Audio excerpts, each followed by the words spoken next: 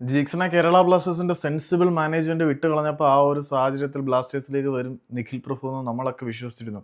ചില P R ഏജൻസികളൊക്കെ ചില P R ഏജൻസികളെ ഉപയോഗിച്ച് നമ്മളെ വിശ്വസിപ്പിച്ചു എന്ന് പറയുന്നതായിരിക്കും ശരി. നമ്മൾ അതിനകത്തൊക്കെ വീണുപോയി. ആ സമയത്ത് നിഖിൽ പ്രഭുവിന് വേണ്ടി അത്യാവശ്യം മോശമല്ലാത്ത ഒരു എമൗണ്ട് എന്ന് വെച്ചാൽ അർഹിക്കുന്ന തരത്തിലൊരു ട്രാൻസ്ഫർ ഫീ തന്നെയാണ് പഞ്ചാബ് ആവശ്യപ്പെട്ടത്. അപ്പം ജീക്സന്റെ കച്ചവടത്തിലൂടെ കിട്ടിയതിന്റെ കാൽ ഭാഗം പോലും ട്രാൻസ്ഫർ ഫീ ആയിട്ട് പഞ്ചാബ് ആവശ്യപ്പെട്ടിട്ടില്ലായിരുന്നു. അത് കൊടുക്കാതെ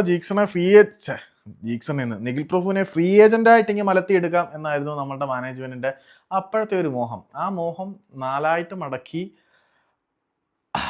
തിരികുക എന്ന് ഇപ്പൊ പറയാനുള്ളൂ. കാര്യം എന്താന്ന് വെച്ചാൽ ഇനി നിഖിൽ പ്രഭുവിനെ കിട്ടാനൊന്നും ചാൻസ് ഇല്ല. നിഖിൽ പ്രഭു ഇന്നലെ മുംബൈ സിറ്റിയുടെ ട്രെയിനിങ് സെന്ററിൽ ട്രെയിൻ ചെയ്യുന്നതിന്റെ ദൃശ്യങ്ങൾ ലഭ്യമായിട്ടുണ്ട്.